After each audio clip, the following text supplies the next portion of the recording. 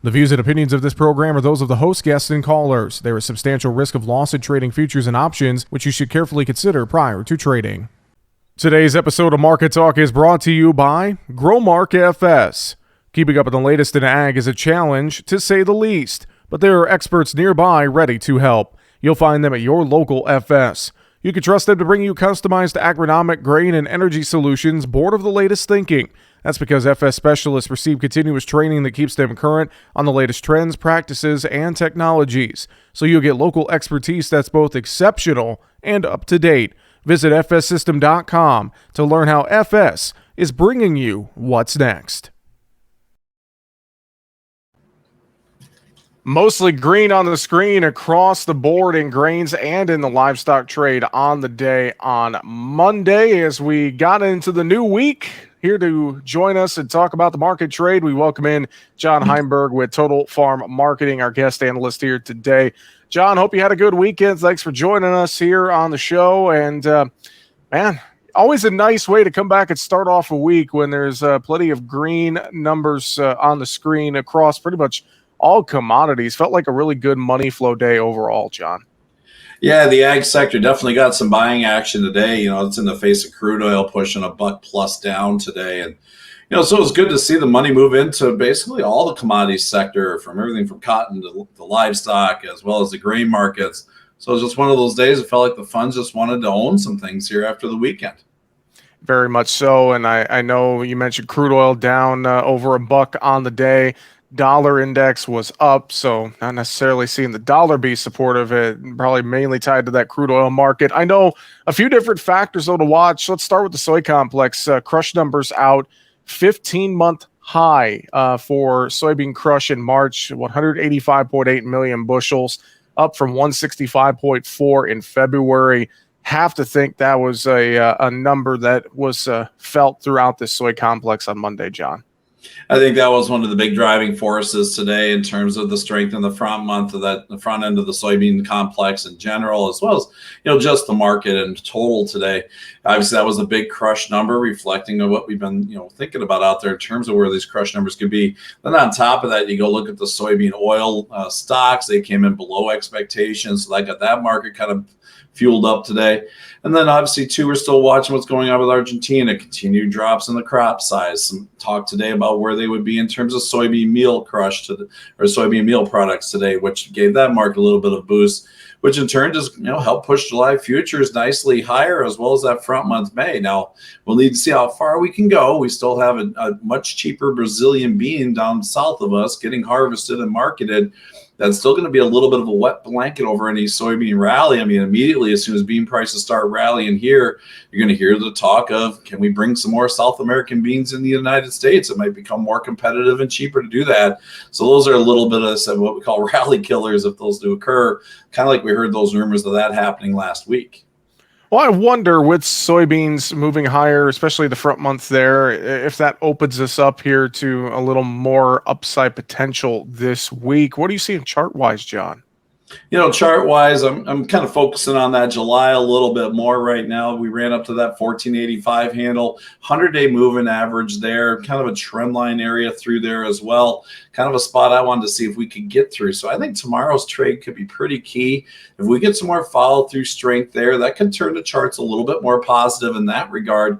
You know, again, and maybe in a window where we do see some seasonal strength in the grain markets, you know, here until the early part of May. And you know, then when we get the May numbers from the USDA, that could change the picture a little bit for both corn and beans. And when we get those first looks at 23 type numbers. But at least this window, maybe the money wants to flow in. I think tomorrow might be a pretty key day. If we come in, we stay strong. You know, this market might have a little bit of upside momentum, and, you know, this market can trade on sentiment and momentum from time to time. I don't know if you saw the report late last week, over the weekend, Reuters report about China looking to back off on soybean meal and feed rations. I don't know how much I read into that. Obviously, it didn't feel like the market really read into that report on Monday as well, John. But do you think that's maybe a back burner issue here?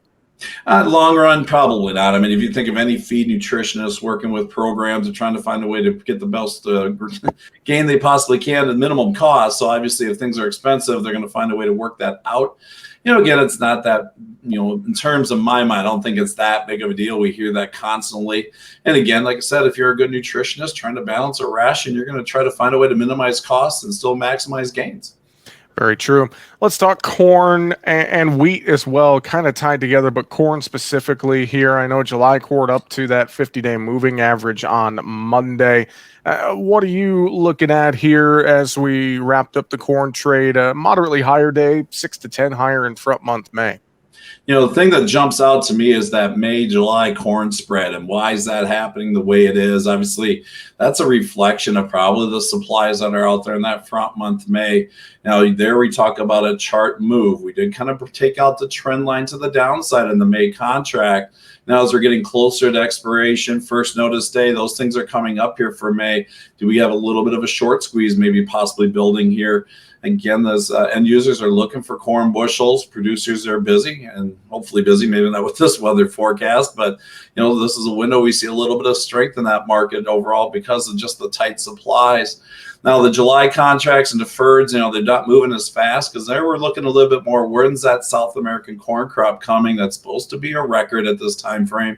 And that's going to be in that July window. We're obviously watching the bids in terms of where the Brazilian prices are compared to U.S. prices on the export market. And we can't get too far ahead of ourselves there. Now, when May comes off the books here in a few weeks, we'll have to see if July has the momentum to go into that play area, at least to some extent. Again, tomorrow might be a pretty key day in terms of where the money flow goes.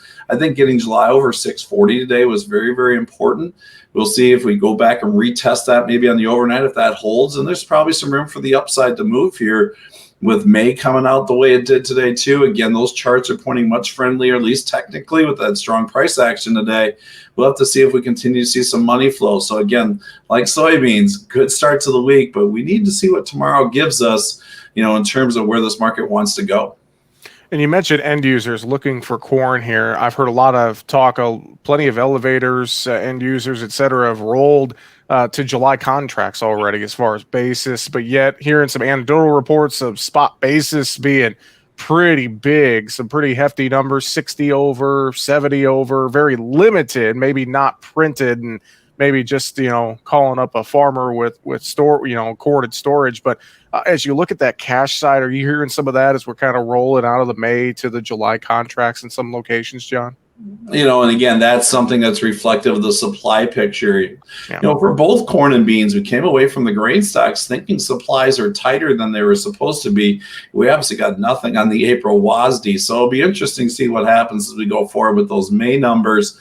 At least in terms of the supply side of the equation, could be tightening up. Do they need to make some tweaks in demand? I think another big factor today was that we saw corn export inspections at 1.2 million tons. That was above what the market was expecting. So you're seeing a bid battle basically happening between domestic users looking for feed supplies in corn, ethanol plants looking for that ethanol side of things, especially with the recent strength in the energies market. And then obviously we got the export market. We need to get the bushels there. And just makes me wonder if there's enough bushels to go around here in this window for both corn and soybeans. And that's some of the reason we're seeing some front month strength. You mentioned weather, new crop contracts, both corn and beans. I'm curious to see what we have for the planting progress report later this afternoon. I'm sure we had a decent amount of progress last week in some areas, but then you throw in some snow here in the upper Midwest over the weekend, a chance for frost coming in here as well over the next couple of days, probably going to put a bit of a damper on some spring planting. What's your thoughts on how weather could impact the trade here this week, especially looking at some of the new crop contracts? And that may have brought a little bit of money flow into the markets here today, as well as, we're looking at weather through this weekend, maybe even later into the month, not being very conducive in terms of getting some crop in the ground and staying colder, staying on the wetter side. we're actually talking some cold temperatures all the way down into the Panhandle area in Texas, Oklahoma over the weekend, and that's what probably gave wheat market its boost here today. So, last week we expected to see a lot of things going. I'm curious to see what that planting number will be, because I know guys are pushing hard, but unfortunately now that stuff's in the ground might be sitting there a while waiting for things to warm back up again.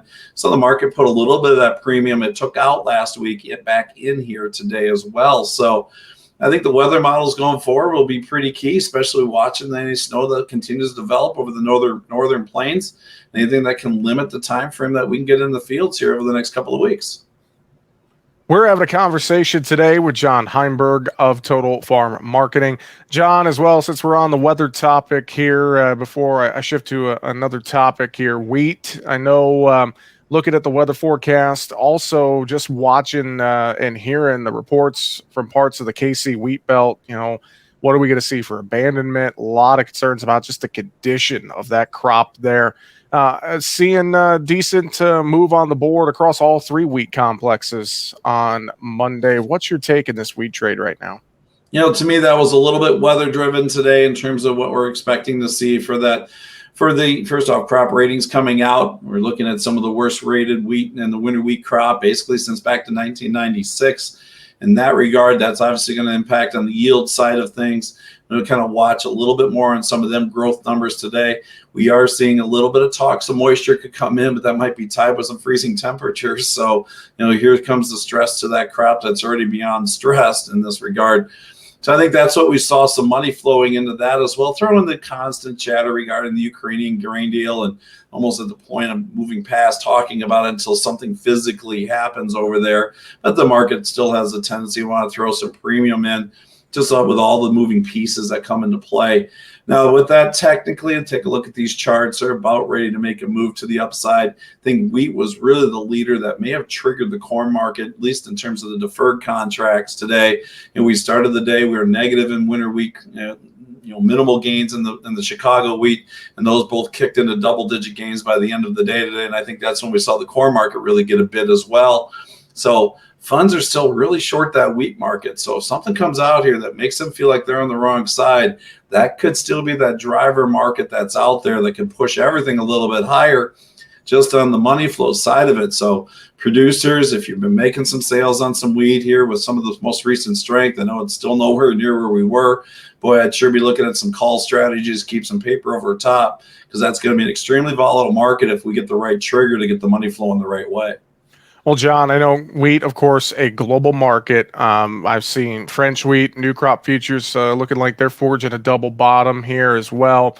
And then you mentioned the Russia-Ukraine issue. And to me, I'm with you. Until we see something concrete happen, it almost feels like old news. We've heard this story before. But one has to wonder if we continue to hear this ratcheted up rhetoric from Russia saying they're not going to renew the deal.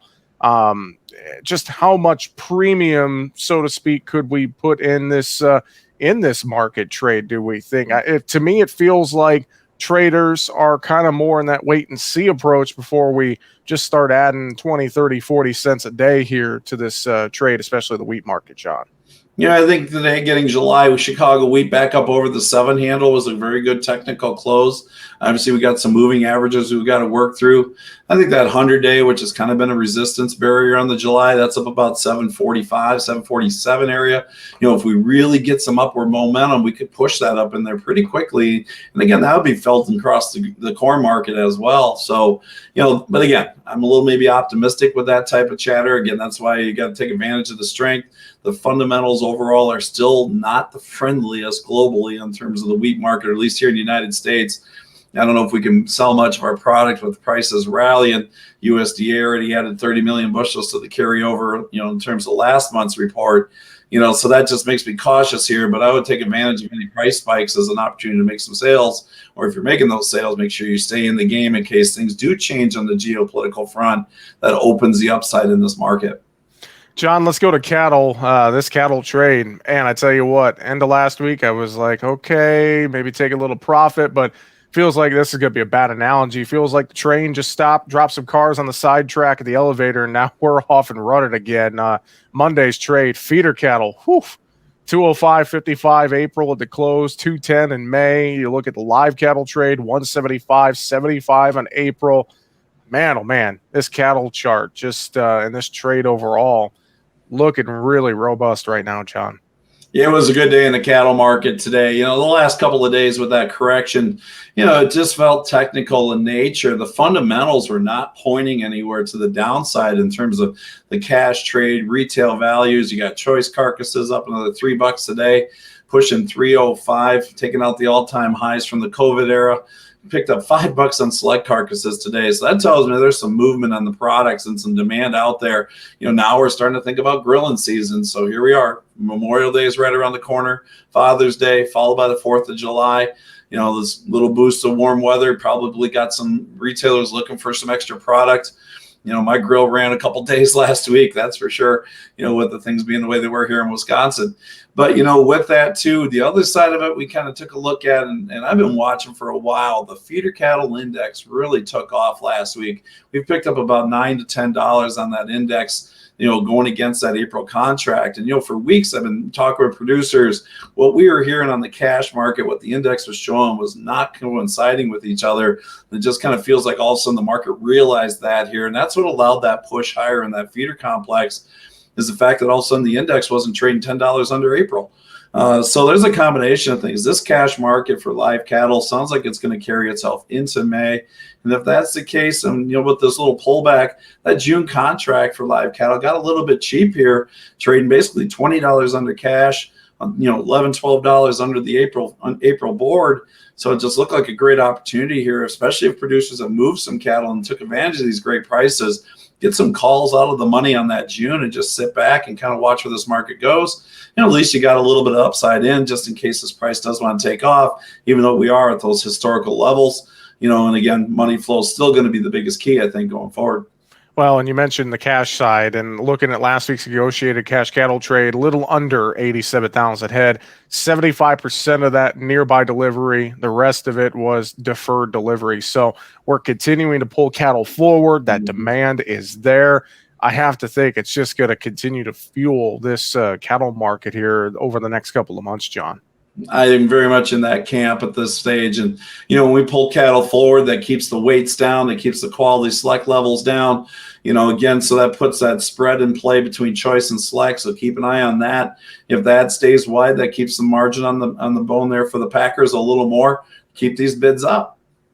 John, over in the hog trade, a solid, decent day there as we saw that hogs, I mean, you know what? Considering the way this hog market's been beat up, I'll take it. Not a big move in the April hogs, but still a little bit of green there. What's your take in the hog trade? Yeah, I kind of avoided talking about the hog market all day because I didn't want to jinx it. But, it was one thing I was watching. I said, today April expired. It finally got it off the books. That one's been just the beat up contract overall. And I think that may have been a key here, was getting that April contract out of the way. Now we can let those back months kind of maybe start thinking about the summer a little bit more. And maybe that's why we got some move. Now, nice correction. I focus on that June a little bit more actively traded, obviously. Did roll up to some moving average resistance, 10-day moving average where it's settled today. So I think, again, like I kind of talked about with the grains, tomorrow will be a big day. At least if we can get some follow-through trade, a little more upside, that'll be a couple days in a row with a higher high in. That tells us maybe the money's going to switch around. We saw what the commitment of traders was at, pushing 26,000 short contracts in the lean hog market. Okay, that's a massive short position in hogs. Somewhere that money is going to probably move back over to the high, to the long side here. So don't be shocked you get a good run, especially if we see some of the fundamentals turn around. That's the biggest thing we're watching. Retails and hogs kind of look like they stabilized a little bit last week. We'll see how things trade out this week. And if that can get some footing, that'll help that cash market, which again will make this hog market want to move a little bit higher. John, dairy trade. I didn't see much green on the screen in the dairy market on Monday. What's your take there? Dairy market's concerning to me right now just because the way the cheese trade's been handling things and continues to tumble. Again, milk supplies are very plentiful at this time frame. Demand's a little bit questionable, especially some of the export numbers have been kind of tailing off. We need to see that pick back up. But now with that, hey, we've broken through some new lows. maybe we're getting a bit cheap, maybe a little bit of value buying could be kicking in here. But right now, it just feels like the milk market is going to have a hard time getting any footing because production's improving, and the demand's just not quite there to the level that we need it. We got a bit of a buildup on those barrels, and that's why we see that barrel price as low as we do on the cheese side. And that all just kind of drives this market. So I'm a little concerned for the milk market right now, especially with that price move today, even though we did work ourselves off the lows a little bit towards the end of the day here. John, before we wrap it up, any final thoughts for us here on this Monday? Again, as producers get busy out there, don't forget about the marketing side. Take advantage of the strength. Again, this is still a market that feels like, especially in corn, supplies are still getting a little bit bigger until proven otherwise. Don't fall asleep in this window here. This is kind of that seasonal time frame that maybe you can get some defense put together. If you don't want to make the sales and look at the puts, there's still a lot of volatility going forward. Some of the numbers, when you put them to the pencil for next marketing year, could be a little bit ugly come that May report. So make sure we're thinking about those things here going forward. Obviously, we got a lot of things moving between the weather side. We didn't talk much of that in terms of the summer and El Nino and what's maybe coming down the pipe. But right now, just take advantage of opportunities when they're there. John, if folks need some advice, I know they can reach out to you and the folks there at Total Farm Marketing. What's the best way to do that? Sure. Give me a call, 800-334-9779. Shoot me an email at johnh@totalfarmmarketing.com. Or again, don't forget that website of ours, totalfarmmarketing.com. A lot of great information for producers out there. I'd love to chat with you. Feel free to pick up the phone or shoot me an email. John, always a pleasure. Thanks for the time this week and have a good one. We'll talk to you next week. Sounds good. Have a great week. John Heinberg with Total Farm Marketing joining us here today on Market Talk. I'm your host, Jesse Allen. Find us online, markettalkag.com. Have a great afternoon.